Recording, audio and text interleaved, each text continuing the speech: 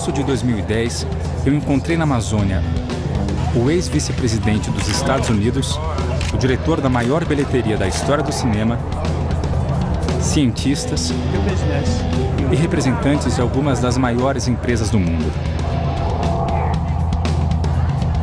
Mas o que essas pessoas têm a dizer sobre a Amazônia? You have to have been living in a cave to not know that there are vast stretches of the Amazon rainforest that have been devastated by clear cutting and logging and just burning it off to create agricultural land.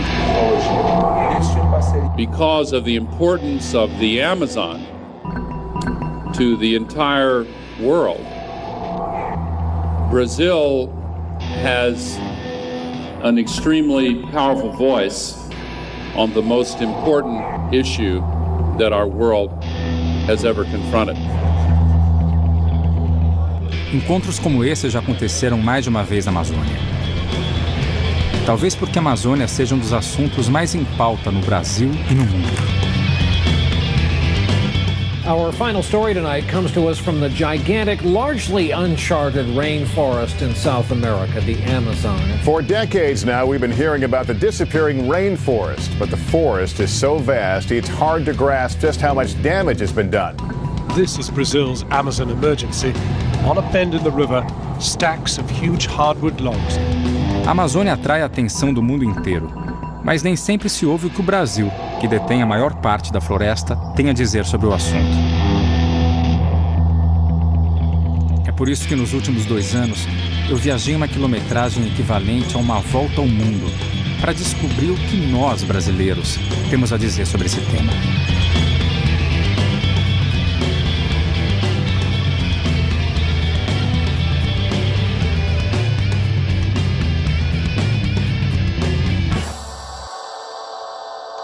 A Amazônia ocupa mais da metade do território brasileiro. Mas ao contrário do que muitos estrangeiros pensam, o Brasil não é só floresta. Eu, por exemplo, moro numa cidade com cerca de 20 milhões de habitantes, considerada a 4ª maior aglomeração urbana do mundo. Na minha cidade não tem floresta, e as únicas onças que eu vi estão no zoológico.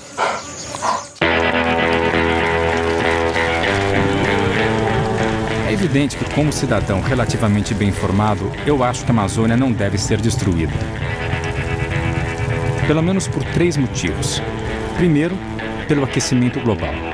A estimativa do estoque de carbono da Amazônia varia entre 70 e 130 bilhões de toneladas de carbono. Então, se a gente continuar desmatando a Amazônia, né, em taxas altas, então grande parte desse carbono vai acabar indo para a atmosfera na forma de gás de efeito estufa, né, principalmente gás carbônico, e vai contribuir bastante para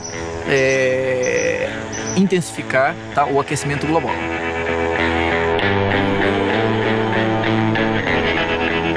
Mas esse não é o único motivo. A importância da Amazônia vai muito além. Nós temos a maior biodiversidade do planeta. E essa riqueza de espécies, de ecossistemas e de variabilidade genética que nós temos é um manancial valiosíssimo, tanto para a indústria farmacêutica quanto para a produção de alimentos de grande valor nutricional e alimentício. Se toda a Amazônia for desmatada, nós teremos uma massiva extinção de espécies. Existem milhares e, na verdade, dezenas de milhares de espécies da fauna e da flora na Amazônia que são endêmicas. Elas só existem em áreas muito localizadas da Amazônia. Um desmatamento geral elimina a possibilidade dessas espécies, ou muitas dessas espécies, sobreviverem. Então, será uma extinção biológica de enorme impacto.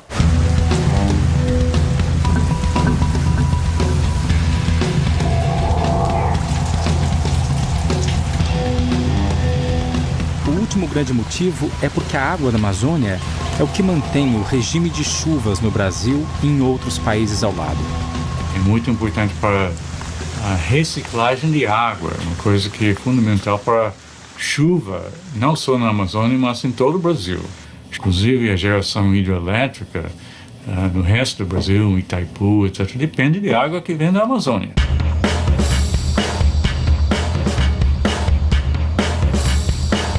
Chuva, água doce, clima, biodiversidade. A Amazônia é essencial para o mundo. E o Brasil, responsável pela maior parte da floresta, tem que encontrar um caminho novo para desenvolver-se com ela de pé. Se você pegar os países desenvolvidos, eles se desenvolveram à custa dos seus recursos naturais e destruíram os seus recursos naturais. Nós temos hoje uma situação completamente diferenciada. A nós, não só por uma pressão interna, mas também por uma pressão internacional, é exigido um respeito profundo ao nosso ambiente, porque sabidamente ele tem um efeito globalizado. Nós já perdemos aproximadamente 18% da Amazônia brasileira. 1% da Amazônia é muita coisa. 1% da Amazônia é maior que o estado do Rio de Janeiro. Então, a Amazônia é tão grande que esses números, se não forem bem contextualizados, as pessoas acham, estão 18, ainda tem 82. Aqui não tem 82, os outros 82 não estão intactos. Parte dessa floresta já foi explorada. A arqueologia nos diz que o homem habita a Amazônia há pelo menos 11 mil anos. Até 1975, menos de 1% da Amazônia estava desmatada. Desde então, quase 18% da floresta foi destruída. Uma área maior do que a França. Bom, o que levou à destruição é a nossa trajetória histórica, econômica e social e institucional. E o governo, de certa forma, foi o grande responsável. Ele pagava para desmatar, ele criou toda uma lógica de que o processo de integração da Amazônia teria que passar pelo desmatamento. Com todas essas informações na cabeça, eu fui até o sul do Pará, uma das áreas mais desmatadas da Amazônia nos últimos 40 anos. É a terra onde mora Lázaro, um fazendeiro que veio há 35 anos para a Amazônia. A minha vinda para o Pará é uma história longa, viu?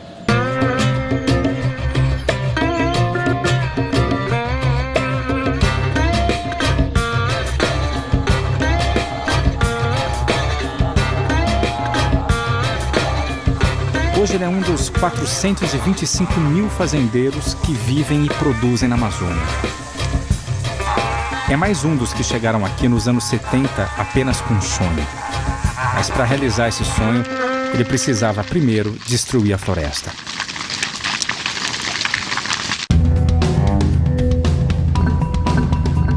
A conquista do Oeste nos Estados Unidos aconteceu no século XIX. Em pouco mais de 50 anos, todos os índios já estavam mortos ou trancados em reservas. E o território de leste a oeste tinha sido devidamente conquistado. A nossa conquista do Oeste, ou melhor, do Norte, foi feita por gente como Lázaro, incentivado pela política de ocupação idealizada pelos militares. A Amazônia aparecia no imaginário do país como um vazio demográfico, diziam os militares naquela época. Um vazio demográfico que precisava ser ocupado em nome da segurança e da soberania do Brasil, etc. A população amazônica era muito pequena, né? Há alguns anos atrás. Então, aqueles que pensaram no desenvolvimento da Amazônia, pensaram na maneira de você, na ocupação dessa Amazônia.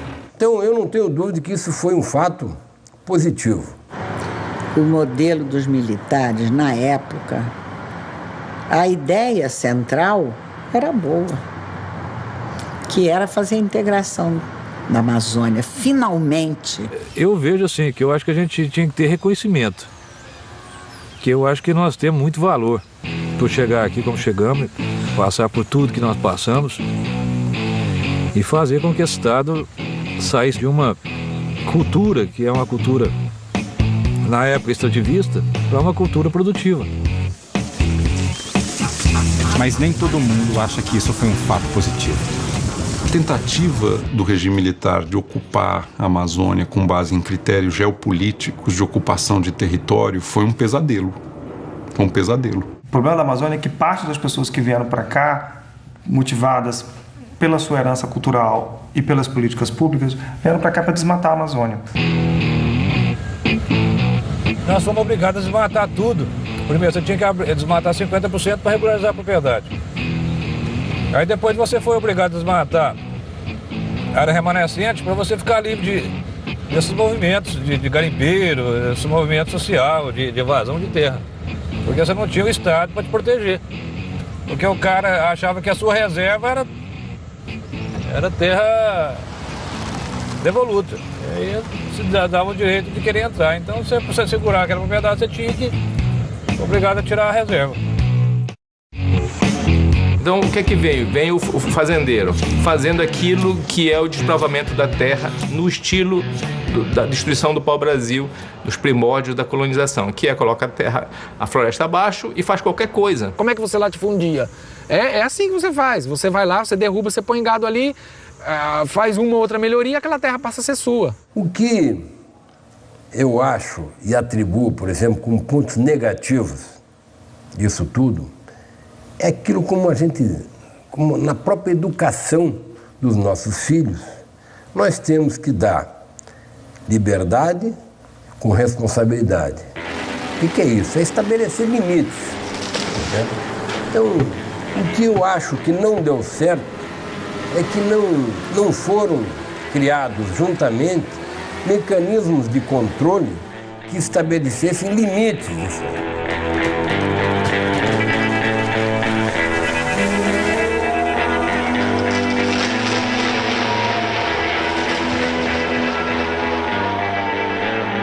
É difícil julgar o que aconteceu 40 anos atrás.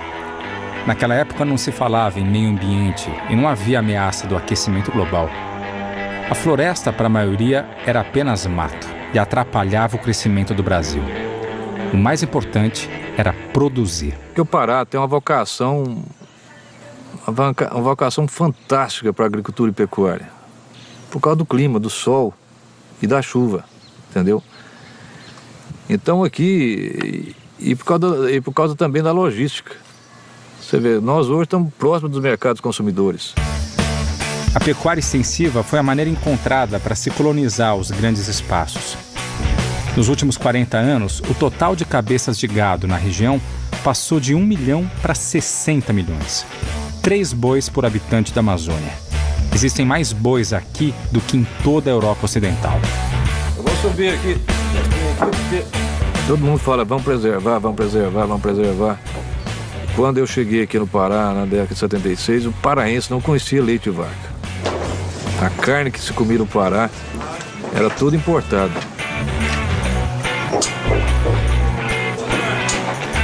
Hoje nós temos o 4º rebanho do país. O gado e a soja hoje são os 2 polos do chamado agronegócio na Amazônia, que são também 2 anomalias. Então ele faz gado porque é mais barato, porque amansa a terra e depois ele pode fazer qualquer outra coisa. Se você puder identificar o grande responsável pelo desmatamento da Amazônia, é o gado. Mas como resolver essa questão?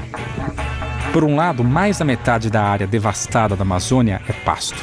Por outro, o Brasil é o maior exportador de carne do planeta, graças, em parte, à devastação da Amazônia.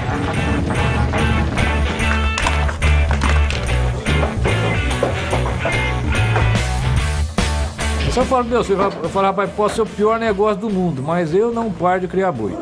Entendeu? Só paro no dia que eu morrer. Criar boi de maneira extensiva pode ser um bom negócio para o Lázaro, mas certamente não é para a floresta. As estatísticas mostram que há menos de 1 boi por hectare nas terras desmatadas da Amazônia. 0,9 boi, se isso fosse possível, né? Substituir floresta por pecuária de baixíssima produtividade certamente não é uma atividade que deve ser recomendada para a Amazônia.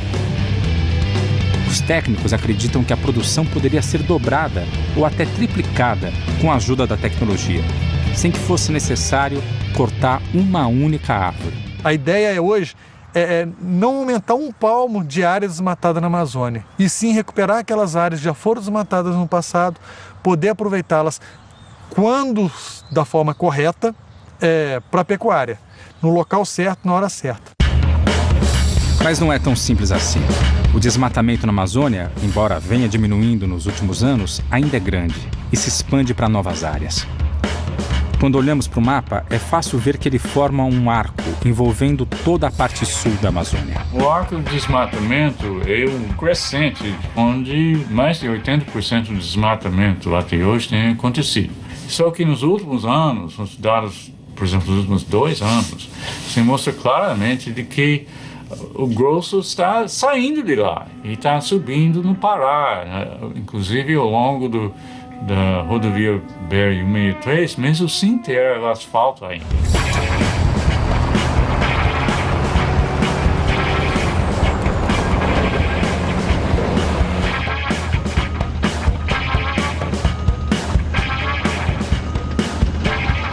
As estradas, elas partiram de uma concepção cartográfica da Amazônia. Qual foi a diretriz? Vamos colocar os pontos não navegáveis dos rios. É um conceito muito rústico, muito primário e agressivo para a Amazônia. Bom, a BR-163 tem 40 anos e até hoje não foi concluída. Os fazendeiros, os extratores de madeira, que são os principais personagens no lado paraense da BR-163, eles chegaram a construir 600 quilômetros de estrada absolutamente clandestinas. A lógica do avanço da fronteira do desmatamento começa, obviamente, com uma personagem bem conhecida, a motosserra. São os madeireiros que avançam sobre novas áreas, abrindo caminho para outros que vêm atrás. Então, o governo vem há vários anos batendo na tecla de que a BR-163 vai ser ocupação ordenada, que vai ser precedida da criação das reservas, que vai ser precedida da definição do zoneamento. E justamente ali que esse ano é o foco do desmatamento. O município de Novo Progresso, no meio da rodovia, é o campeão de todos os municípios do Brasil em termos de desmatamento. A construção de estradas é um assunto controverso na Amazônia. Por um lado, elas servem para abrir novas áreas ao interesse dos madeireiros ilegais, aumentando o desmatamento. Elas formam aquilo que é chamado de espinhas de peixe. Mas, por outro lado, elas são a única forma de parte da população chegar a um hospital, em caso de necessidade, e usar de outros serviços das cidades grandes. Além disso, são uma das únicas maneiras do Estado chegar a regiões totalmente sem lei.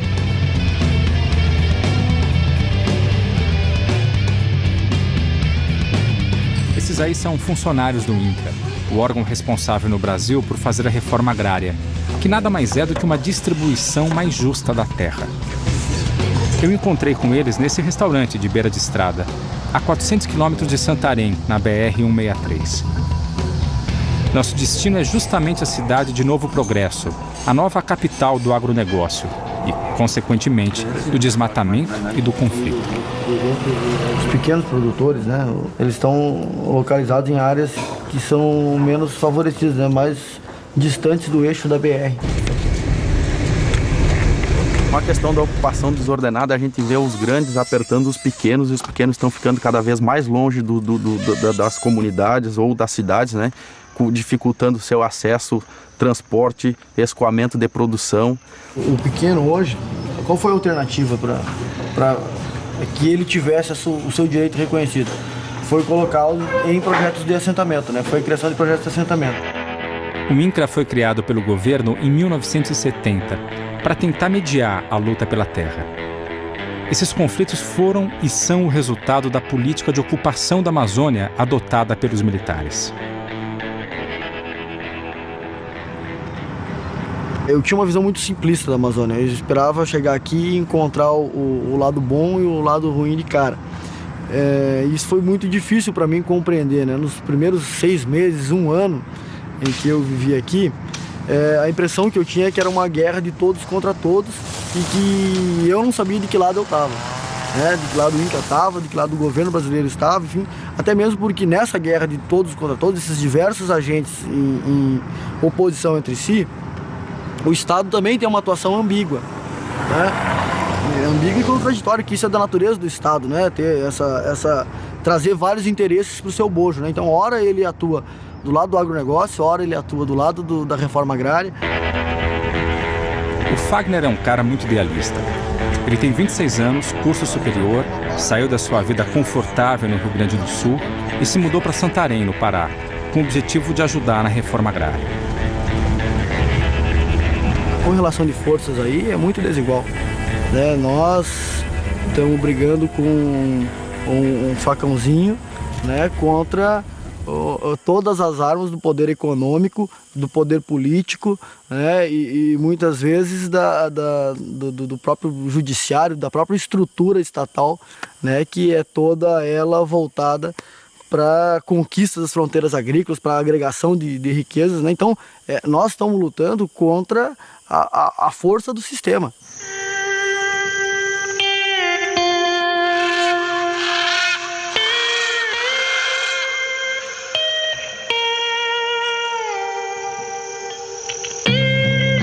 Um dos programas do INCRA é fazer assentamentos sustentáveis para pequenos agricultores.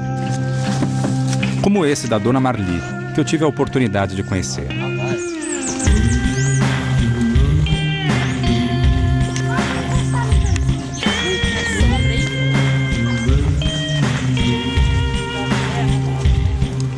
Hoje, o pequeno agricultor depende basicamente do apoio do Estado. E o apoio do Estado para o pequeno agricultor tem um nome: INCRA. O seu lote é de comprido, assim, né? Que nem esse. Esse assim, para lá. Minha leitura eu tenho, né? Não importa não. Dona Marli, o nosso trabalho hoje aqui é fazer uma vistoria rapidinha para identificar o que a senhora tem de benfeitoria, criação, plantações, né? Porque a gente está na iminência de pagar os créditos, apoio inicial e habitação no projeto. Tá, Dona Maria? Era isso que a gente precisava com a senhora. De quem está morando. Muito obrigado. Eu que agradeço. Nós temos que seguir aí. Tá. Até outro dia. Esse modelo de assentamento, ele tem algumas peculiaridades. Ele demanda grandes áreas, demanda áreas riquíssimas, né? Então ele entra na disputa com outros interesses. Tanto para mim é alegria estar aqui. Apesar desse assentamento ainda não ser completamente legalizado, né? Que eu espero que a hora que ele tiver mesmo, assim, falar, olha, agora é assim sim, né? Agora tá certo, né? O que pertenceu a fazendeiro já foi, e já é dele, ele tá resolvido com a vidinha dele lá, e vocês com a de vocês aqui, com seus sitinhos, plantando, criando, que esse é o meu sonho, e ficar em paz, né? Esse é um dos pontos chaves que tem que ser trabalhados na Amazônia, a questão da posse da terra, de quem é a terra. Quando eu falo para um produtor que ele tem que recuperar a nascente dele, ele tem que ter certeza de que ele é dono da terra. Se ele tiver certeza de que ele é dono da terra, com certeza ele vai ter ainda mais interesse em preservar. Se ele acha que um dia ele vai perder aquela terra, ele não vai investir para manter aquela terra a longo prazo. Ele vai pensar só em tirar, porque um dia ele pode não ser dono daquela terra. Um dos trabalhos do INCRA é mapear as propriedades na Amazônia. No futuro, ainda bem distante, o governo será capaz de comparar os mapas da devastação com o mapa das propriedades. E aí sim, descobrir quem são os verdadeiros responsáveis pelo desmatamento e aplicar a lei. Tem uma contradição na política do governo de, em parte, jogar do lado da solução e, em parte, jogar do lado do problema. Quando o governo coloca um assentamento de reforma agrária numa área de floresta, ele está do lado do problema. Ele está, de fato, usando a floresta para resolver, no curto prazo, uma demanda social, mas no médio prazo essa demanda social não vai ser resolvida, porque a floresta não é o local para fazer reforma agrária. Mas o governo, quando cria uma reserva ambiental e numa área que seria desmatada, o governo, de fato, está jogando do lado da solução. Então nós estamos indo com destino a Fazenda Marambaia. É uma fazenda que tem um acampamento sem terra na frente dela. E nós vamos reunir com alguns produtores que estão lá, inclusive o proprietário. Está sendo objeto de especulação desses movimentos agrários liderados por essa sigla MST, né? Que tanto terroriza o Brasil. Chamo Gladson Barbosa de Souza. Entrei no movimento em 94, ou seja, agora completou seus 16 anos, né? Esse confronto com os fazendeiros e com os empresários da região é um enfrentamento direto, né, na luta pela terra. Então, e hoje ele é um pouco mais acirrado, porque tanto o MST também conseguiu se organizar mais, né, e também os fazendeiros conseguiram se organizar cada vez mais. Quando a gente está discutindo a questão da reforma agrária, para os fazendeiros, o que vem na cabeça deles? Que a gente não vai ficar rico. Quando a gente ocupa a terra, a gente vem com uma proposta de desenvolvimento, que não é mais incorporar só aquele que vai ficar rico pessoalmente, mas que vai pensar uma lógica de organização para uma sociedade toda, para uma comunidade toda. Se os assentados têm a proteção do INCRA, o Jorge e seus amigos conquistaram seu pedaço de chão militando no MST, o Movimento do Sem Terra. É uma outra forma de tentar equilibrar a disputa pela terra, ocupando fazendas e muitas vezes partindo para o confronto aberto. Nasci na periferia de Belém, no bairro chamado Guamá. Eu acho que como conquista fundamental foi ter espaço de moradia, ter espaço de educação dos meus filhos, que eu não teria se estivesse numa periferia de uma capital. A gente, quando entra numa ocupação, quando a gente vai para um acampamento, a gente vai sabendo que lá a gente vai viver mais e a gente vai viver melhor. Porque a gente quer sair daquelas condições que a gente tinha lá na cidade para construir uma outra. Porque ninguém sai de uma condição de vida para ir para uma outra pensando que vai piorar, que vai morrer, que vai, né? A gente sempre pensa que vai para melhorar, para viver melhor. A dificuldade muito grande dos movimentos sociais se consolidarem na região é exatamente pelas pressões que recebem pelo longo histórico de impunidade daqueles que agem contra os trabalhadores, né? Praticamente todo presidente de sindicato de trabalhadores rurais aqui já recebeu várias ameaças, né? O presidente da associação que combate o madeireiro, né, ele é ameaçado, ele tem a sua casa queimada, enfim, esse é o cotidiano, né, de um lugar em que o Estado esteve ausente durante muito tempo. Hoje isso começa a mudar com a chegada dos órgãos estatais, mas ainda a passos muito tímidos, né? Não se trata apenas de discutir a presença do Estado, mas a qualidade da presença do Estado, né? Quer dizer, todos nós que trabalhamos na Amazônia, pela sociedade civil, no terceiro setor, com os movimentos sociais, advogamos a importância de que haja um aumento qualitativo da presença do Estado na região, mas do chamado Estado democrático de direito. Qualquer Estado não, entendeu? Nós queremos que a justiça funcione, que a polícia apure os fatos, né, que a violência seja reprimida.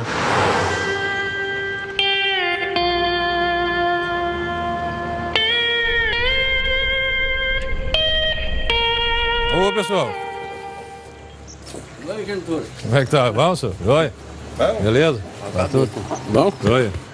O meu depoimento é como produtor rural na região, município Curionópolis, Fazenda Marambaia.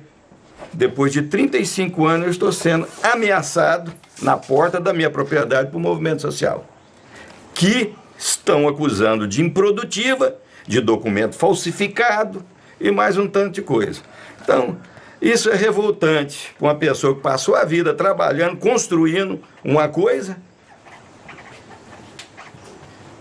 e depois de tantos anos, você vê a coisa que parecendo que vai ruir sem apoio de autoridade, sem reconhecimento do Estado.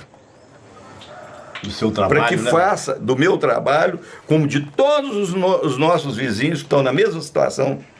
É o que nós estamos vendo acontecendo no sul do Pará. Infelizmente, essa é a realidade. Nós, produtores rurais, que hoje nós não devemos mais falar fazendeiro, isso acabou. É o produtor rural, né? Que está segurando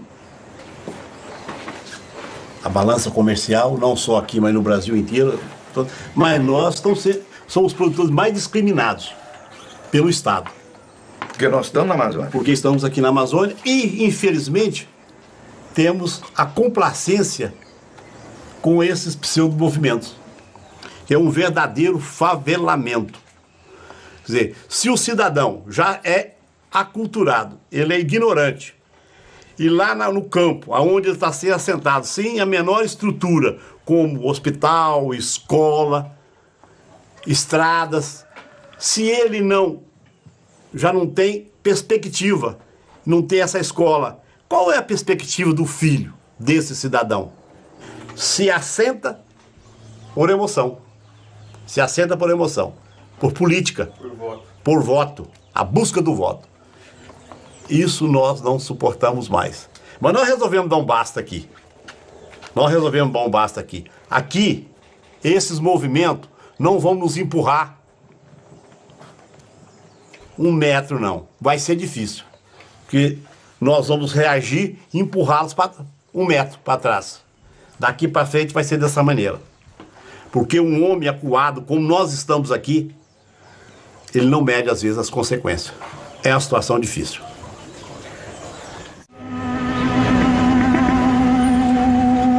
A história da ocupação do território, tanto pelo fazendeiro quanto pelo pequeno produtor, tem um início em comum: a grilagem da terra. A grilagem consiste no ato de se falsificar um documento de terra, né? Ela tem esse nome porque o processo mais rudimentar que se tinha disso, a forma mais arcaica de se grilar um papel, era produzir um papel, colocar numa gaveta cheia de grilos. Aqueles grilos ficavam ali, né, comendo e defecando naquele papel por alguns meses. Quando eles abriam a gaveta, aquele papel tinha uma aparência de um papel autêntico, de um papel velho, enfim, né, de um título que estaria armazenado num cartório há muito tempo, né? Então a grilagem, em estrito senso, ela é isso, é a falsificação de documentos de terra para dar uma aparência de legalidade àquela área que foi apropriada por métodos não legais. A lógica é a seguinte: o grileiro vem, demarca um pedaço de terra e registra em algum pequeno cartório local. Em seguida repassa a outro comprador, que vende para outro, que vende para outro. Em pouco tempo fica quase impossível rastrear o começo dessa fraude e saber como uma porção de terra do governo acabou virando propriedade particular. Foi esse mecanismo que gerou os chamados 4 andares de registros de terras no Pará, 4 vezes o tamanho do estado.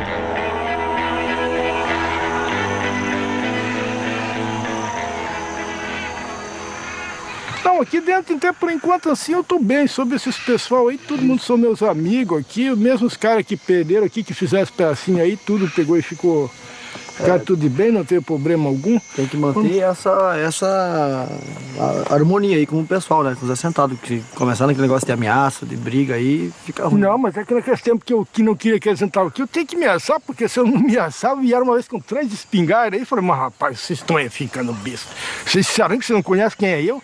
Eu vou entrar de tal de gauchinho, que vocês falam, não sei, que tá alemão a pressa, um tal de Paraná com a espingarda também. Quando que foi, de repente, tinha 10 gente lá. Falei, rapaz, se vocês não saírem daqui, eu mato todo mundo. Falei, mas como é que você vai matar todo esse pessoal que tem? Você tá sozinho no meio de nós aqui. Nós pega e acaba com você. Falei, vocês nem sabem como é que eu faço. Eu pego e toco veneno dentro da água, mato todo mundo. Daí tem um monte de história do veneno na água, Aí foi esse problema aí que eles vieram enchendo o saco desse negócio de veneno da água, né? Então, sei lá, você sabe que essa terra é meu e eu não tenho jeito de pegar e perder isso aqui. Isso aqui é tudo que eu consegui na minha vida, foi isso aqui. Se eu perder isso daqui, a minha vida foi embora. Você comprou de quem? Isso. Quando que eu comprei do Ney Desan, lá do Paraná. Mas não teve escritura, nunca registrou no cartório, né? Não, só tem... Fizeram um contrato, só um contrato de compra e venda. Mas foi feito no cartório. Então, o senhor siga com a sua plantação, enfim, traz o seu gado aí para aquela parte que está aberta ali, que você está cercando, né? Aí, se a justiça decidir, conforme a justiça decidir, vamos ter que cumprir todo mundo. Né? E se o senhor não voltar atrás, a gente não volta atrás também. O dia que tiver uma decisão judicial, o que perder vai cumprir a decisão judicial. Né? Então tá, até logo. Tudo bem? Até próximo. A grilagem de terras leva sempre à expansão das fronteiras do desmatamento e do agronegócio. E cria rapidamente cidades como Novo Progresso, atraindo gente de outras partes do Brasil para explorar e viver da floresta. Todo tipo de transação e de registro de posse de terras tem que passar necessariamente por aqui. Eu fui conhecer o Dr. Mário, dono do único cartório de toda a região, para saber se a grilagem ainda existe. A questão dessa sobreposição de áreas e tal não se aplica a Novo Progresso. Aqui não existe, que seja de nosso conhecimento, nenhum conflito nesse sentido, e esse fato os senhores podem confirmar junto ao juízo da comarca de Novo Progresso que eu estou dizendo da verdade. Bom, com todo respeito ao Dr. Mário, não foi o que eu vi até agora.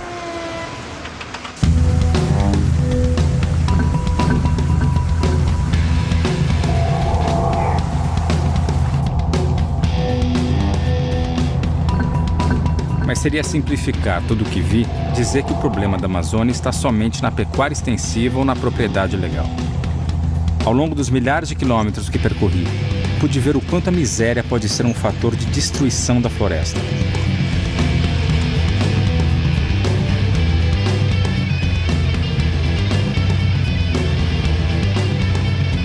Isso é o que sobrou da currutela do garimpo do Amana, uma das maiores jazidas de ouro da Amazônia das décadas de 70 e 80.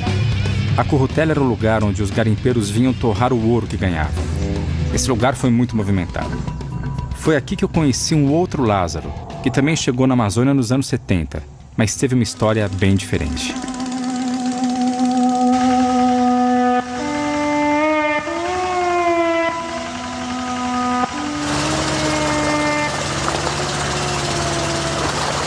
Bom, garimpo para mim, a princípio foi assim uma febre, um mal, entendeu? E o bem, porque eu não posso me queixar de garimpo. Ganhei dinheiro com garimpo em 1984, no Marupá, no Alto Tapajós. Nós produzimos uma média de 150 quilos de ouro.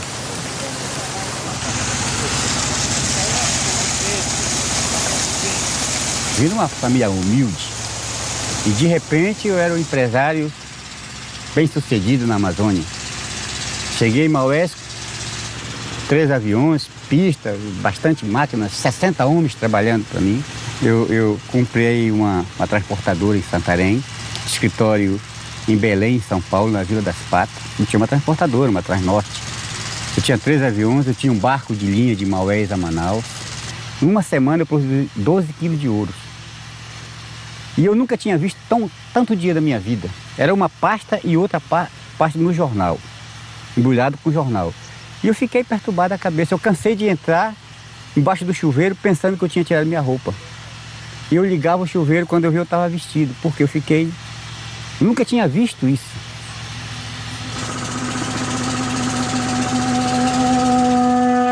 Então eu investi errado, porque eu não tinha tempo para tomar conta disso. Eu botava terceiros, entendeu? E no final não deu certo. E que ganhou bastante dinheiro, isso aí não tem que negar não. Ganhou bastante dinheiro, isso aí... Mas foi tudo de água abaixo de novo, né? Chegou o ponto de eu não ter nenhuma bicicleta para andar em cima. Quem tinha 4 carros na garagem, casas boas para morar, chegou ao ponto de perder tudo para não ter, né? E isso não foi coisas erradas que eu fiz não, foi negócios errados, investindo, porque garimpa 5 meses de idade e tira, entendeu? Se você, digamos, não está produzindo e quer continuar, por isso que eu digo, garimpo é um jogo, de repente você fica sem nada. A minha idade, o tempo passou, eu não tenho mais como arranjar um emprego na cidade, você sabe que é muito difícil. Eu fiz isso aqui um salário para mim, disso aqui eu faço meu ganha-pão. Porque aqui se tiver 15 gramas de ouro a R$60, R$62 o grama, aqui tem o quê? Quase R$1.000, né? Então se você 4 semanas, no caso, te sobra R$4.000. Aonde que eu vou ganhar isso na cidade? O emprego, a idade, o nosso conhecimento, que é pouco. Então, a gente se conforma com isso aqui. E isso aqui que nós sobrevivemos, entendeu? Daqui que nós tiramos o sustento da família, a educação dos filhos. Hoje, se eu tivesse 10 quilos de ouro, eu ia embora.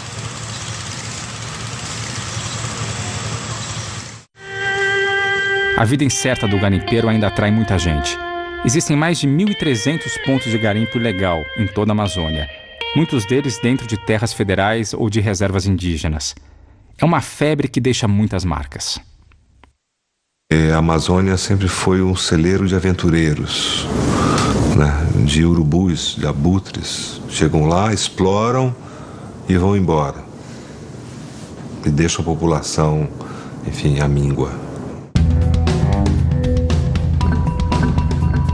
Por tudo que vi, é difícil discordar do grande escritor Milton Ratum. Mas talvez uma possibilidade de mudança esteja num fenômeno recente da história da Amazônia: a urbanização.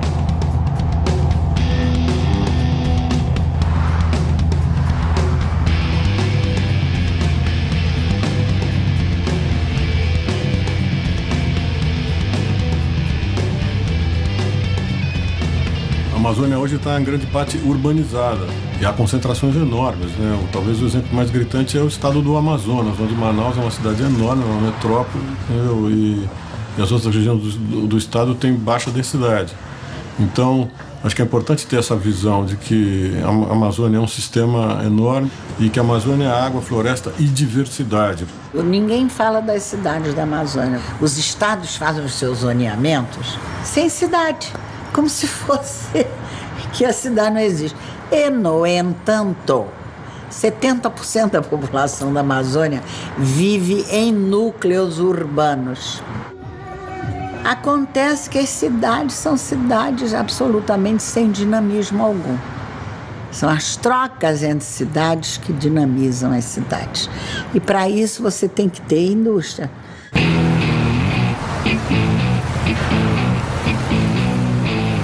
É possível perceber que a Amazônia hoje é bem mais do que a floresta.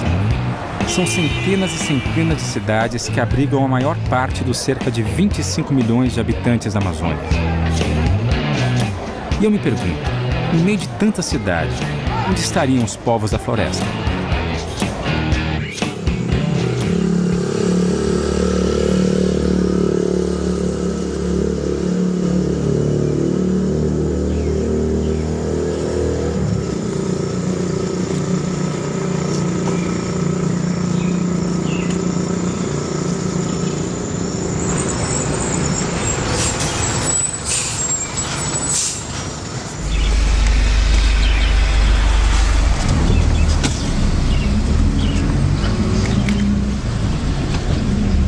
A minha cidade, ela é uma ótima cidade para morar, né? Tem tudo que você imagina, assim. Quando falam que aqui só tem floresta e só tem, tipo, índio, essas coisas, isso me deixa um pouco chateada, porque aqui tem muita tecnologia. Aqui é um estado, né? Um lugar onde tem muita tecnologia. É um lugar, assim, tipo, acho que um paraíso mais modernizado, entendeu?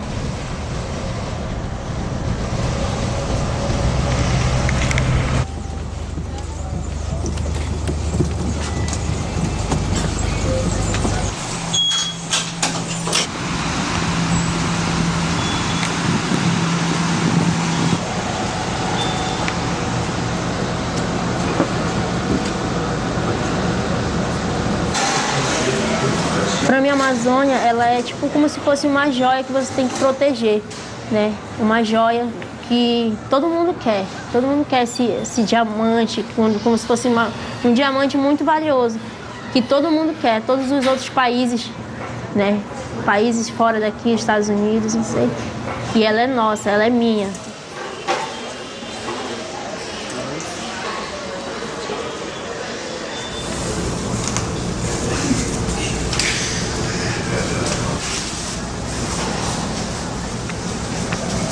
O distrito industrial onde Alice trabalha chama-se Zona Franca de Manaus e foi criado há mais de 40 anos. Do mesmo jeito que incentivou a ocupação de terras em toda a Amazônia, o governo quis atrair as empresas para cá, oferecendo condições super especiais. De certa maneira, isso funcionou. Hoje existem mais de 450 empresas de alta tecnologia em Manaus. Tudo muito bom, né? O problema é que a tecnologia... Bom, essa vem de fora. Ainda são poucos os centros de produção científica da Amazônia. Para se ter uma ideia, existem mais doutores na Universidade de São Paulo do que em toda a região amazônica. Eu acho que a chave para você desenvolver a Amazônia, desenvolver produtos na Amazônia, desenvolver a Amazônia, o que a Amazônia tem em termos do seu potencial, ele está estritamente e extremamente vinculado à produção do conhecimento sobre a Amazônia. Há um mundo desconhecido na Amazônia que, com os 3.500 doutores que nós temos do lado brasileiro da Amazônia, vai ser praticamente impossível a gente conhecê-la, sei lá eu, no próximo milênio, alguma coisa desse tipo. E quem consome a montanha de televisores, aparelhos de som e DVD, máquinas fotográficas, computadores, celulares, relógios e motocicletas made in Manaus? Todos nós. A Zona Franca é hoje uma ilha industrial cercada de floresta por todos os lados. Bom, o meu maior sonho é ter uma casa confortável. Tenho vontade de ter filhos, de casar, uma televisão. carro, computador, comprar geladeira, comprar tudo da melhor qualidade, entendeu? Tudo da melhor qualidade, porque um dia eu posso chegar, levar minha mãe na minha casa, olha, essa é a minha casa, isso é o que eu conquistei. Eu descobri que a Alice tem sonhos não muito diferentes dos meus. Na verdade, ela tem sonhos iguais a quase todo mundo. Mas para ter tudo isso, tem que produzir, tem que ter matéria-prima. E uma grande parte das matérias-primas mais importantes para a economia do Brasil e do mundo está escondida no subsolo da floresta. Para começar, a Amazônia é extremamente rica em vários tipos de minérios. No Pará, por exemplo, está a maior mina de minério de ferro a céu aberto do mundo. Desse pequeno ponto, que representa 0,01% da área total da Amazônia, saem cerca de 100 milhões de toneladas de minério por ano. Hoje, o minério de ferro daqui abastece os 4 cantos do planeta. Ou seja, gente do mundo todo é beneficiada pelo subsolo amazônico. E sem minério de ferro, nossa vida urbana simplesmente não existe. Não há carros, televisão, computador, geladeira, prédios e cidades. A outra matéria-prima essencial para manter o nosso estilo de vida é um velho conhecido, o petróleo. A Amazônia também tem petróleo. A 650 quilômetros de Manaus fica o principal polo de produção da região, Urucu.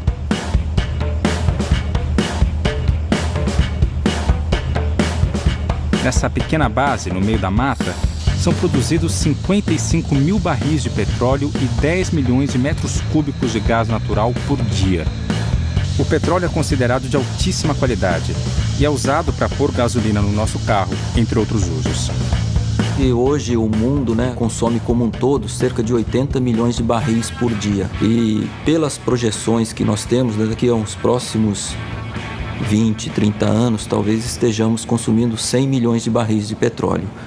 Porque apesar do esforço que a sociedade tem feito na busca de energias alternativas, esse processo ele tem um tempo de maturação. As projeções sempre indicam que o petróleo, o gás e o petróleo continuarão por um período, talvez de 30, 50 anos, como uma das principais fontes de energia para esse modelo de sociedade que nós vivemos. A gente sabe que a gente não pode deixar de utilizar os recursos minerais que existem na Amazônia, os recursos petrolíferos que tem na Amazônia.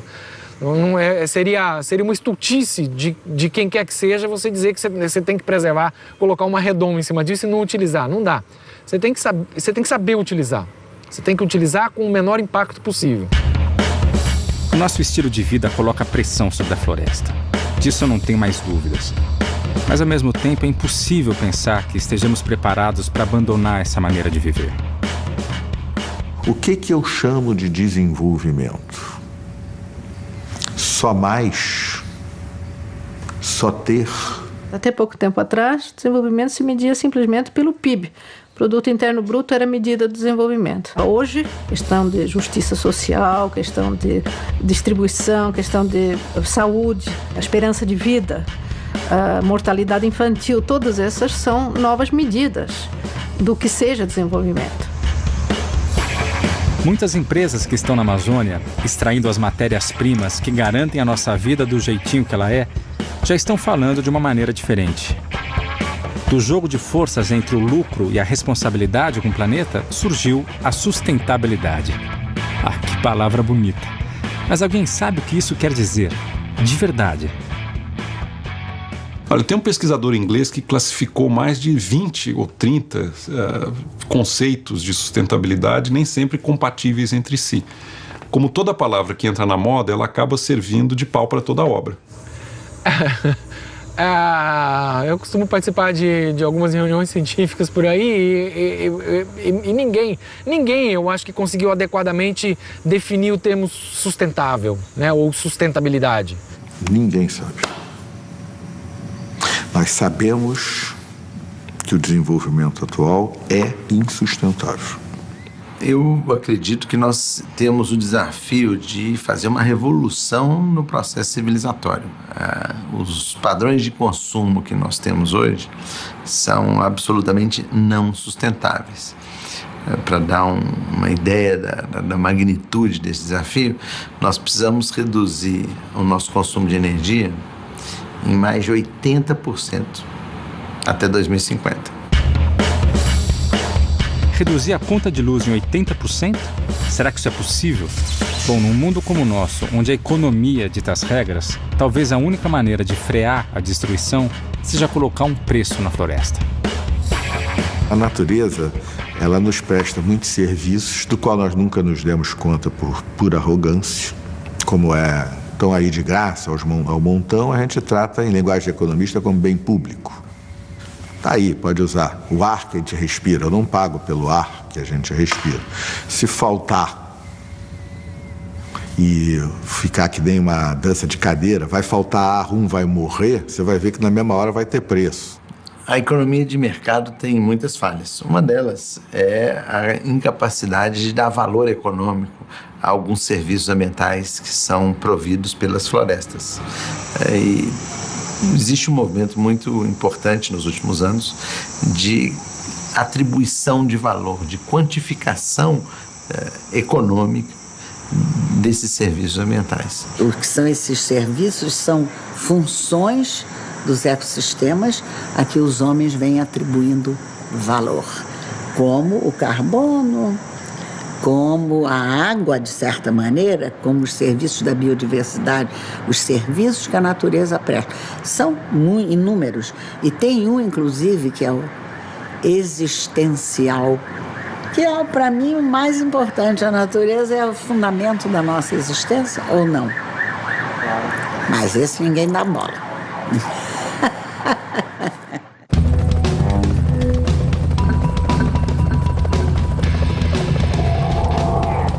Muita tinta já foi gasta para falar da relação entre o homem e a natureza. Mas talvez um dos capítulos decisivos sobre essa relação esteja sendo escrito hoje na Amazônia, a partir das investigações da arqueologia.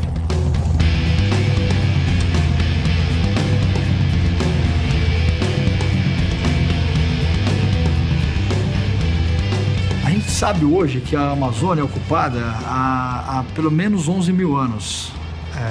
Os primeiros habitantes chegaram ali há pelo menos 11 mil anos atrás, mas talvez até antes disso. Então a ocupação humana da Amazônia não é muito antiga, ela é milenar. Mas por uma série de questões, que isso tem que ser melhor conhecido, melhor estudado, se criou aquele mito de que a Amazônia, antes da chegada dos europeus, era uma região que nunca foi densamente ocupada. Hoje todo mundo acha que a floresta sempre foi assim, uma mata virgem. Na verdade, os arqueólogos explicam que essa mata é o resultado da ação de milhões de pessoas. Segundo suas pesquisas, existiam cerca de 5 milhões de pessoas na Amazônia antes da chegada dos europeus. 5 milhões de pessoas que conseguiram usar a floresta para viver bem e sem destruir. Algumas dessas intervenções, elas criaram novas configurações paisagísticas que hoje em dia são muito importantes para os ocupantes atuais da Amazônia. Por exemplo, as terras pretas. Com a ocupação que eles tiveram ao longo de dezenas e centenas de anos, eles vão descartando matéria orgânica, né? Das coisas, da comida, processamento de alimentos, cestaria que eles fazem, tudo que é material orgânico, ele vai sendo adicionado ao solo, né? Ele se decompõe e ele forma essa terra preta, que é um solo extremamente fértil, é diferente do solo normal da Amazônia, ele não é um solo original. São procurados hoje em dia pelas populações locais para o plantio, porque eles mantêm as suas condições de fertilidade ao longo dos anos, ao contrário dos solos tropicais normais que perdem rapidamente a sua fertilidade. E nós sabemos hoje em dia, graças à arqueologia e os trabalhos feitos pelas ciências de solo também, que esses solos foram criados pelos antigos habitantes da Amazônia a partir de 5 mil anos atrás, inicialmente na região do Alto Madeira, em Rondônia, e depois em outras partes da bacia amazônica. A gente sabe que a agricultura na Amazônia é muito antiga. A mandioca é uma planta que foi domesticada há milhares de anos, talvez há 8 mil anos atrás. Isso é engenharia genética. Domesticar uma planta, transformar uma planta selvagem numa planta cultivável, como a mandioca, é um conhecimento sofisticado sobre as plantas, sobre a natureza amazônica. Então esse conhecimento existia.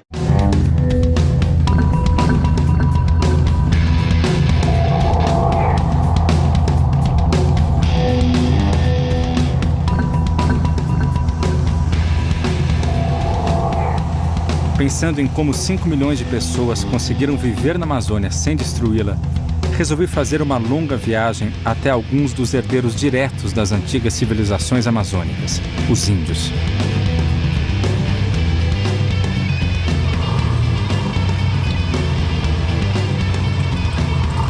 Choveu muito aqui, tá mole a pista. Atualmente são mais de 200 povos indígenas na Amazônia, alguns deles sem contato algum com o homem branco. Entre esses povos, existe uma das maiores diversidades de culturas e línguas de todo o planeta. No Brasil são cerca de 160 línguas indígenas. Tá? Na Amazônia, cerca de 2/3, mas de 100 a 110 talvez, na Amazônia.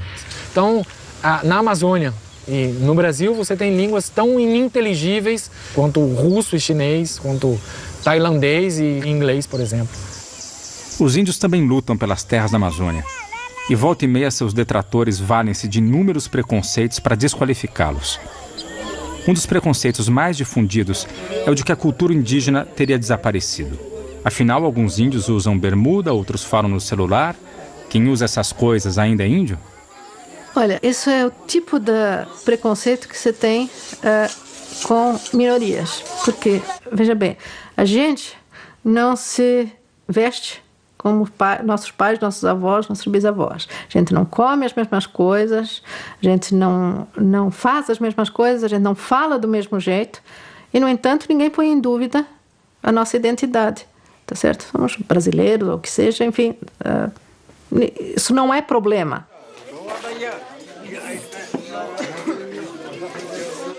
Mas para os índios, se tem uma imagem de que eles têm que ser aquela coisa do século XVI.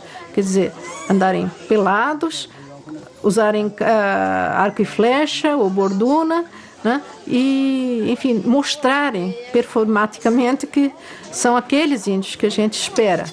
Só que a história passou para eles também, tanto quanto passou para nós. E quem é que diz que uma sociedade é indígena ou não? O que constitui uma sociedade indígena? E aí eu acho que a resposta é o seguinte, é exatamente essa consciência de uma continuidade histórica, né, com uma sociedade pré-colombiana, uma sociedade que estava aqui antes dos outros.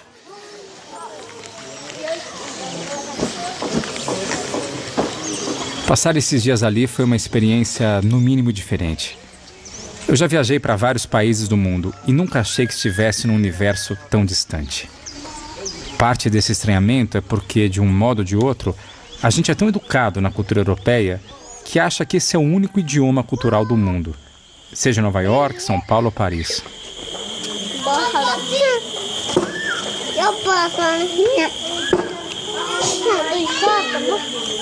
Quando eu cheguei, eu não sabia falar na língua, e aí fiquei dependendo da ajuda de uns poucos intérpretes. A minha sorte é que todos pareciam muito curiosos comigo. Olhavam, escutavam, sempre com paciência. O contrário da minha vida na cidade, onde eu acho que conheço a pessoa em menos de 5 minutos e que logo em seguida tenho mais o que fazer. Lá não é bem assim. Tudo isso com uma calma, num outro ritmo de tempo.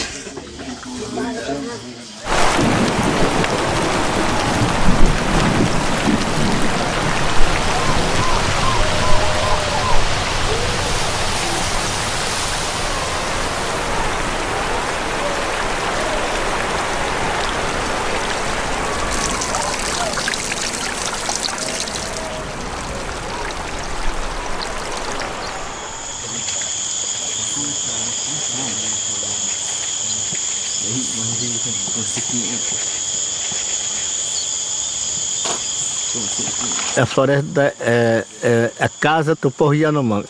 Se chama floresta. Nós chamamos Uriri, onde que os povos Yanomami vivem há muitos anos, caçar, coletar, cuidar. Então essa para nós é diferente. Além disso, a luz é outra, o calor é outro, a umidade é outra, o ar é outro. Mas talvez o mais estranho de tudo seja a proximidade excessiva de todos no cotidiano, sempre com muita gente do lado. Falo isso porque eu sempre vivi de uma outra maneira, até porque na cidade viver sozinho é normal. Já entre os índios é o contrário, não tem nada mais esquisito do que morar sozinho. Também não sei se eles entendiam direito o que eu estava fazendo lá, Por que eu não estava com a minha mulher, filhos ou pais? Foram horas em que eu mesmo me perguntei o que eu estava fazendo lá, no meio de uma aldeia. Afinal, as aldeias são como grandes famílias que moram juntas.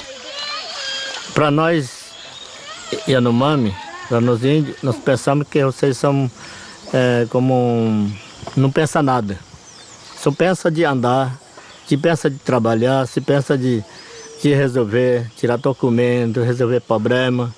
E para nós, se você não está pensando no futuro, um branco, ele não ama a terra, ele não ama a floresta. Desenvolvimento, desenvolver um povo, desenvolver uma criança, filho.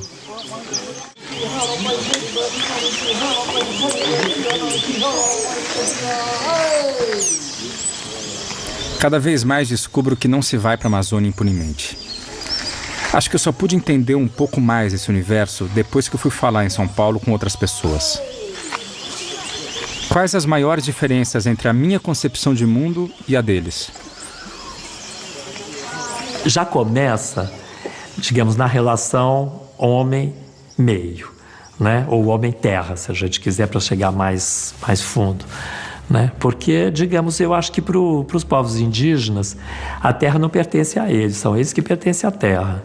Né? Para nós, a terra é um objeto inerte, certo? Mensurável e, digamos, apropriável. Né? Ela pode nos pertencer coletivamente, individualmente, etc. Mas, enfim, a questão da propriedade já é imediatamente colocada. Digamos, a terra não é separada, a floresta não é uma entidade separada de gente, de bicho, de planta, de espíritos, né? E, portanto, você tem que tratar, do ponto de vista cosmológico, com esse todo. Um dos mais influentes pensadores do mundo atual, o antropólogo Eduardo Viveiros de Castro, ajudou-me a entender um pouco melhor a relação entre o homem e a natureza para os índios. São incontáveis os mitos indígenas que começam. No começo, os animais eram gente. No começo, tudo era gente. Há mesmo um mito, Kaxinawá, se não me engano, que começa radicalmente. No começo não havia nada, só havia pessoas. Pra gente o problema não existe esse tipo de problema. Bicho é bicho, gente é gente, né? Agora lá as coisas não funcionam bem assim.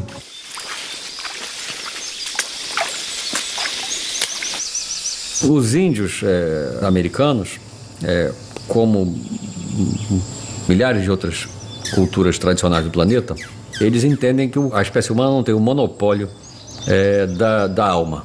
Ou, para falar como os índios às vezes falam para a gente, para simplificar, tudo é gente, todos os animais são gente, planta também planta é gente, tudo é humano, né? Os animais também são humanos, os porcos são humanos, as onças são humanos, os jacarés, as árvores, eventualmente até objetos e artefatos possuem um componente invisível que é humanoide, né, que tem uma forma humana. Existem várias maneiras de dizer isso. Às vezes eles dizem, por exemplo, que os animais são gente por debaixo de uma roupa. Isso que a gente vê é só uma roupa. Quando os animais estão longe da nossa visão, eles tiram essa roupa e ficam iguais a nós. Isso faz com que, por trás desse invólucro, dessa roupa de bicho, exista sempre uma alma humana genérica, né? Um duplo humano, um estado humano.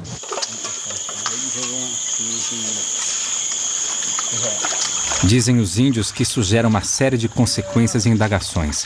Por exemplo, o que nós comemos quando comemos os animais? O que matamos quando matamos animais e derrubamos árvores? Afinal, se todos são seres humanos, isso deverá ter consequências. Não é um mundo de Walt Disney, né? No qual todos os animais são gente, olha que bonitinho. Precisamente porque todos os seres são humanos, tudo é muito... Você tem que saber onde pisa, porque você nunca sabe com quem está falando, quem está ouvindo, né? E no pé de quem que você está pisando, literalmente.